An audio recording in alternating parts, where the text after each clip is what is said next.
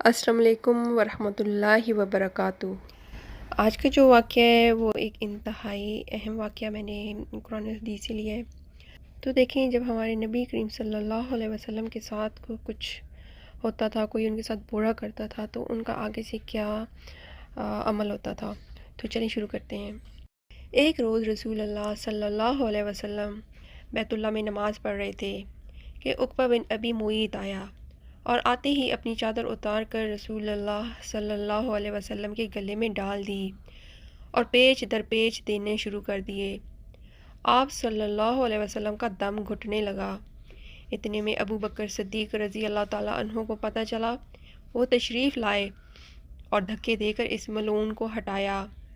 کفار مکہ نے آپ کو طرح طرح کی تکلیفیں دیں، کبھی جسم میں اطہر پر نجاستیں ڈالیں، کبھی گلے میں پھندا ڈال کر کھینچا، گھر کے دروازے کے سامنے کانٹے بچھائے تاکہ صبح سویرے جب آپ صلی اللہ علیہ وسلم یا آپ کے بچے باہر نکلیں تو کوئی کانٹا پاؤں میں چبھ جائے، گالیاں دیں، قتل کے منصوبے بنائے، جس میں اطہر کو لہو لہان کیا، قید میں رکھا، آپ کے صحن میں پکتے ہوئے کھانے میں غلاظتیں پھینکیں، آپ صلی اللہ علیہ وسلم کی شان میں اس قدر گستاخیاں کی کہ اللہ کی پناہ۔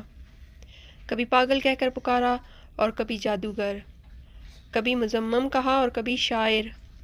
ابو لہب نے تو ایک مجلس میں یہاں تک کہہ دیا کہ محمد تیرے ہاتھ ٹوٹ جائیں، نعوذ باللہ۔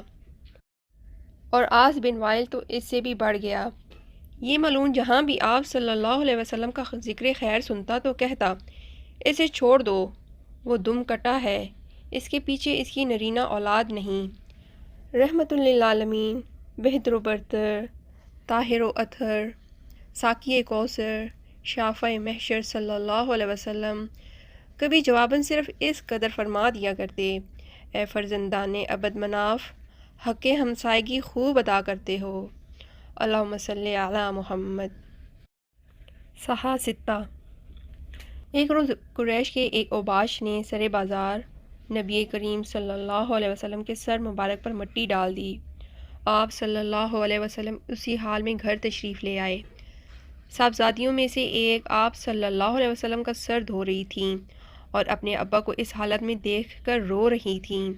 آپ صلی اللہ علیہ وسلم نے انہیں تسلی دیتے اور فرماتے کہ رو نہیں میری بیٹی، اللہ تیرے باپ کا حامی ہے۔ ابن ہشام۔ ابو لہب کے خبث باطن کا یہ حال تھا کہ جب رسول اللہ صلی اللہ علیہ وسلم کے صاحبزادے حضرت قاسم کے بعد دوسرے صاحبزادے عبداللہ کا بھی انتقال ہو گیا تو یہ اپنے بھتیجے کے غم میں شریک ہونے کے بجائے خوشی خوشی دوڑتا ہوا قریش کے سرداروں کے پاس پہنچا اور ان کو خبر دی کہ لو، آج محمد صلی اللہ علیہ وسلم بے نام و نشان ہو گئے۔ ابن کثیر جلد 5۔ نبوت سے پہلے نبی کریم صلی اللہ علیہ وسلم کی دو صاحبزادیاں ابو لہب کے دو بیٹوں عتبہ اور عتیبہ سے بیائی ہوئی تھیں۔ نبوت کے بعد نبی کریم صلی اللہ علیہ وسلم نے اسلام کی دعوت دینا شروع کی تو اس شخص نے اپنے دونوں بیٹوں سے کہا، میرے لیے تم سے ملنا حرام ہے اگر تم محمد کی بیٹیوں کو طلاق نہ دے دو۔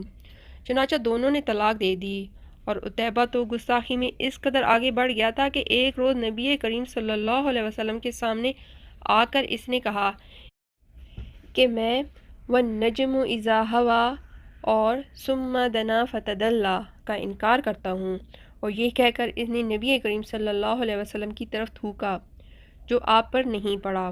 نبی کریم صلی اللہ علیہ وسلم نے فرمایا، اللہ اس پر اپنے کتوں میں سے ایک کتے کو مسلط کر دے۔ اس کے بعد عتیبہ اپنے باپ کے ساتھ شام کے سفر پر روانہ ہو گیا۔ دوران سفر میں ایک ایسی جگہ قافلے نے پڑاؤ کیا جہاں مقامی لوگوں نے بتایا کہ راتوں کو درندے آتے ہیں۔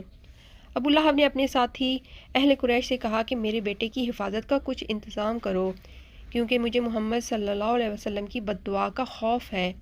قافلے والوں نے عتیبہ کے گرد ایک طرف اونٹ بٹھا دیے، درمیان میں سامان جمع کیا اور اوپر اس ملعون کو سلا دیا۔